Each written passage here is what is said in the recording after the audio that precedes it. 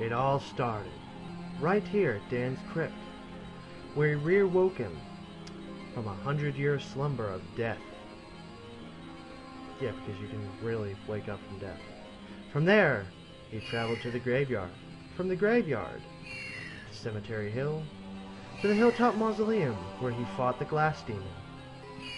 From there, back to the graveyard, and all the way through Scarecrowed Fields, to fight some pumpkins that came to life, and then fight the Pumpkin King. From there, he traveled backwards, back to the Sleeping Village, where he did not kill a single soul of the innocent. From there, he went to the asylum grounds, where he solved a bunch of riddles from a stuck-up frickin' face. From there, he went inside the asylum to save the mayor of the Sleeping Village. From there, after gaining the Shadow Artifact, he went to the Enchanted Earth, where he did a deed for a witch, as well as released the Shadow Demon. From there, he went to the Pools of the Ancient Dead and fought the Ancient Dead, and collected some souls for, I'm guessing, the Grim Reaper. From there, we went to the lake and fought a bunch of alligator people. From there, to the Crystal Caves, where everything was encased in crystals. From there, we went to the Gallows. I don't really remember much other than getting a dragon potion. From the Gallows Gauntlet to the Haunted Ruins, where we saved 3 people and even found the old king himself. From there, we pirated the ghost ship and flew it to the entrance of Xerox Hall. From there, we infiltrated his time device. And now, we're in Xerox's lair to take on Xerox himself. Welcome back to another Let's Play Medieval. It's final battle time. And I just realized, I don't know why I stocked up in the last level. Because the minute you actually enter this area, there is a goblin here selling you stuff. We never thought you'd get this far. Your final encounter with Xerox awaits beyond this point. He has surrounded himself with his unnamed bodyguards, but you may yet even the odds by calling upon the lost souls collected within your chalice. Place the chalice on the shield at the heart of the arena. Good luck, Sir Daniel Fortescue. Now, he's being serious. I believe with the less chalices that you have, the less soldiers are summoned. But since we have the maximum amount, we're going to have a pretty decent army. I'm not saying we're going to have 20 soldiers here. I think we get maybe 7 or 8 of them. So we're going to have a pretty decent match.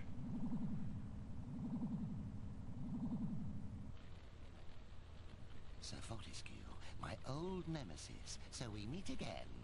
I see that a century spent as worm food has done nothing to diminish your naive obsession with the freedom of Gallowmere. Let's see. There was 4. And there's 4 more. A total of 8 soldiers.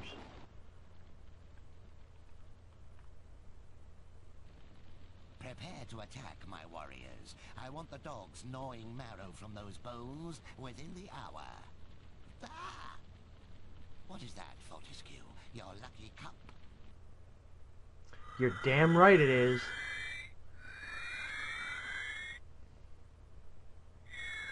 And with that, we have an army of our own. For the honor of Gallowmere! Hey guys, I never said attack.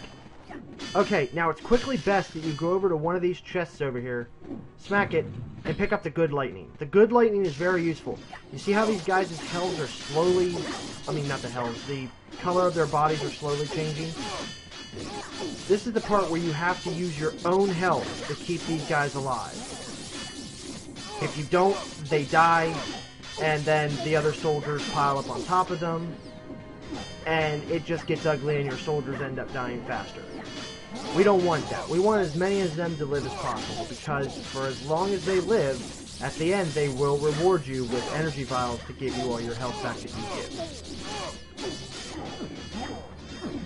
So keeping an eye on everybody. The minute they start turning yellow, you might want to go in and get the healing. But slowly, this battle will, you know, draw to a close itself.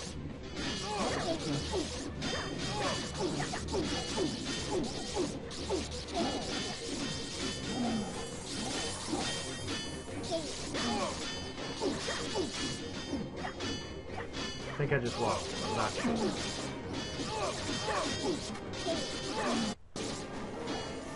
Nope. Hey, Zarok, look at your men. Now back to me. Now back to your men. Now back to me. I am not your men. I am flipping you off.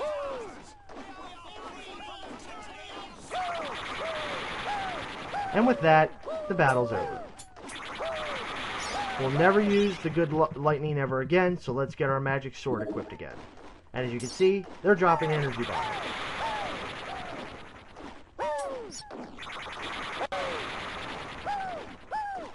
There we are.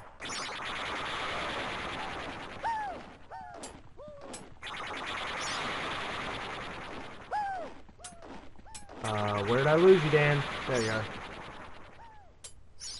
And we are at full health once again, as if nothing happened. Let's stand in the middle just to taunt him. You always were fortunate in battle, Fortescue. Let us see how you fare against my champion, the late Lord Cardok. He eats people like you as calcium supplement. Alright. Now this one, we're actually going to have to fight ourselves. How you doing? So. Now if I remember correctly, if you try to attack him right now, he has a force field. You have to wait for him to charge you. I find best to use magic arrows. I just let him beat the ever-loving tar out of me because my magic arrows do a lot more damage than what he's doing. And like that, the great champion is dead. Take a long walk off a short pier. And back in the center for us. Bugger. Right then, that's it. I've just about had enough of your meddling. Well, come do something about it. Where is that spell? Ah, yes.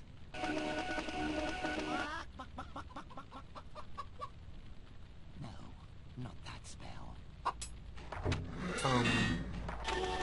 Zara? Oh, not right now. I don't want to know what you're doing. Aha! Now I have it. I heard stuff about goats.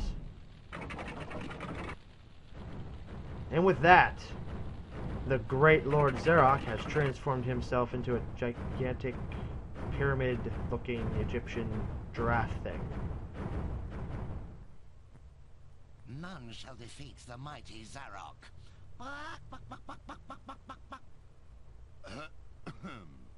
So prepare to die, Fortescue. I agree, Dan. Let's run, because to take this guy out the best, you have to wait for his blue force field to disappear, and then you can attack. Spears seem to do about the best. So try and get at least some distance from him before he attacks.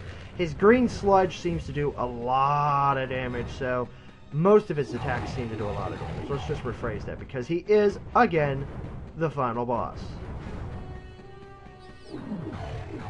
Not to be taken lightly. Although I am making him look like a total breeder. Actually, the last guy gave me a lot more of a problem in the older episode of this than Zarok did. I actually had less health bottles coming into this battle than I did this round. That's the funny thing.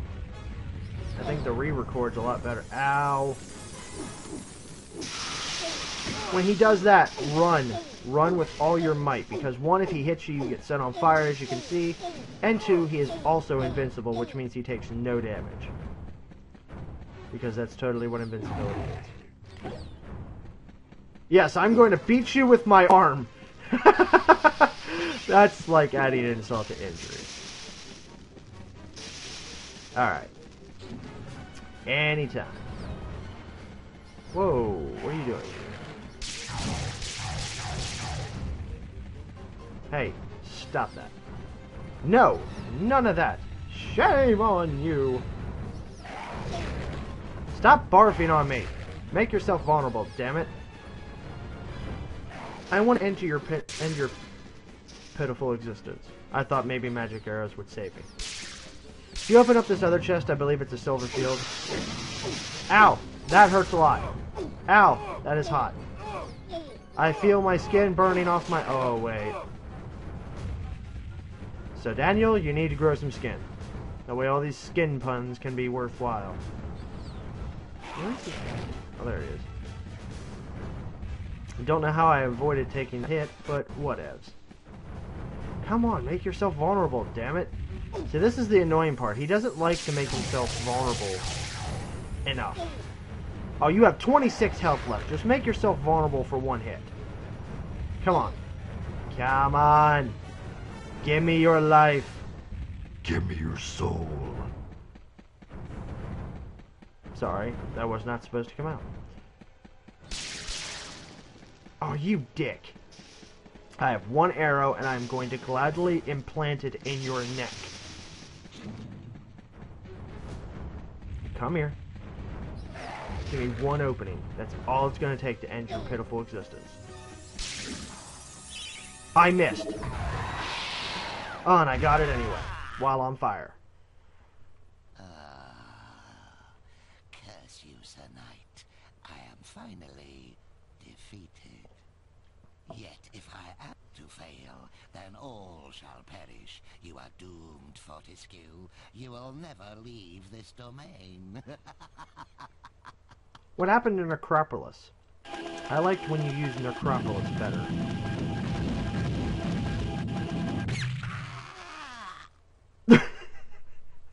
I love the little squeak sound that he gets as he gets crushed. It's hilarious. And with that, that's the end of Medieval, guys. Thank you very much for watching. And as the ending cutscene goes on here,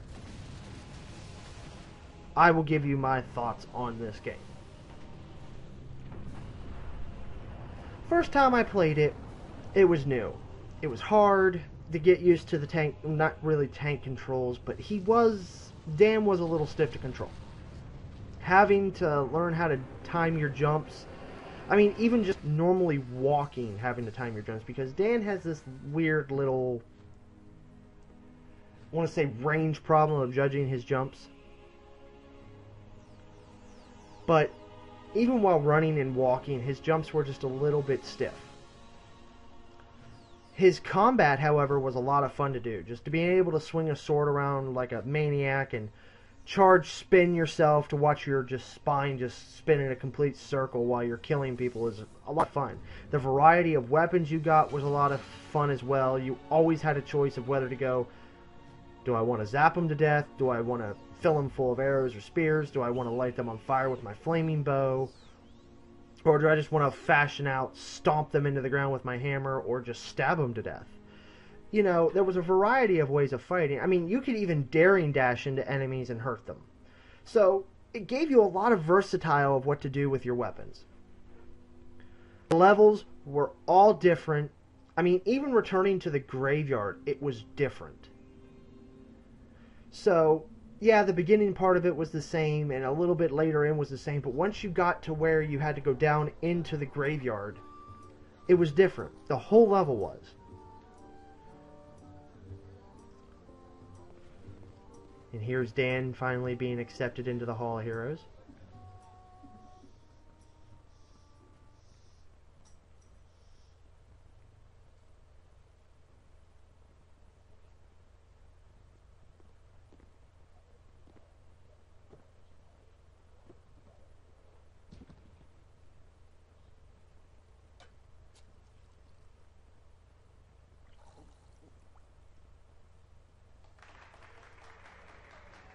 Show off.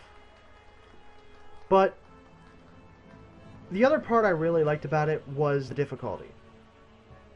It wasn't too hard.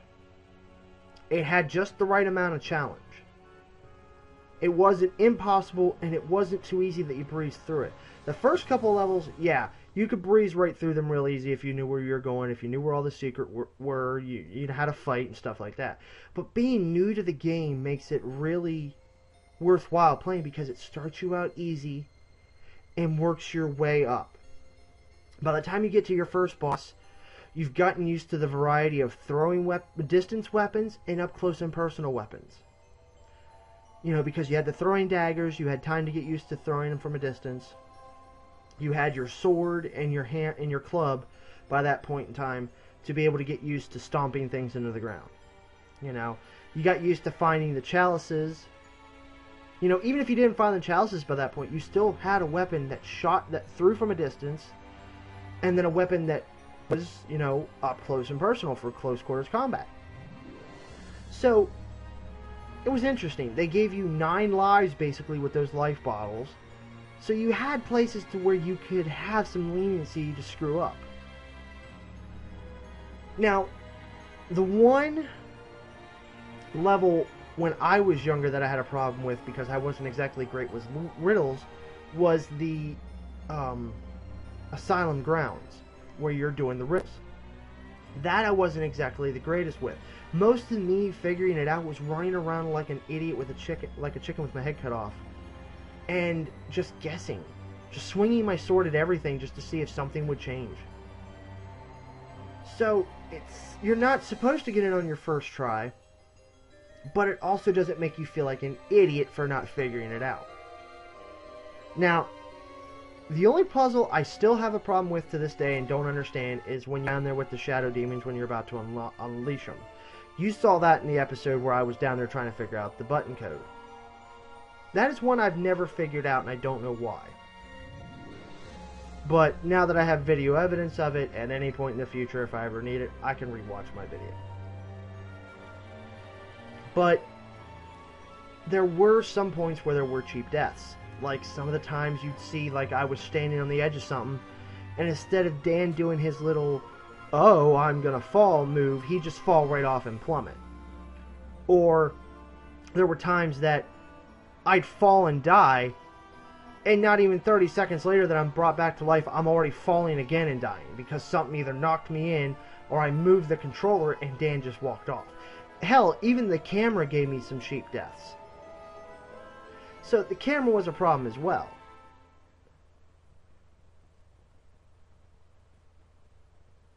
Mr. Apple? I just looked back at the screen to see that. But there was a lot that was wrong with it, but there was a lot that was good. So it kind of evens out in the end. The only thing I wish would have been better was the camera. Other than that, this LP has come to a close. Don't go away though, because at the end of this video will be the next fortune cookie to figure out what we're going to be going to next. So with that, guys, I'll see you in a little bit for the fortune cookie. Alrighty, everybody. Now that Medieval's over, there's something I actually want to discuss with you guys.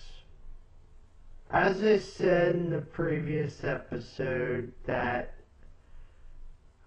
I had to re-record the last 2 episodes, the last one and this one,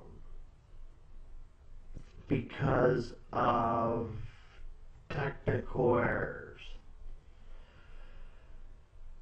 At the end of this episode that was the last recording, I had already chosen a game, and I plan on sticking with that game.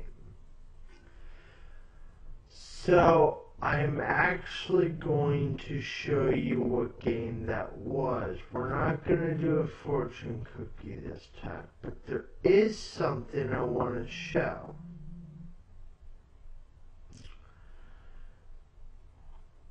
With every game that I complete, It will be marked on here, as well as a link to the playlist in the description of my feelings of the game.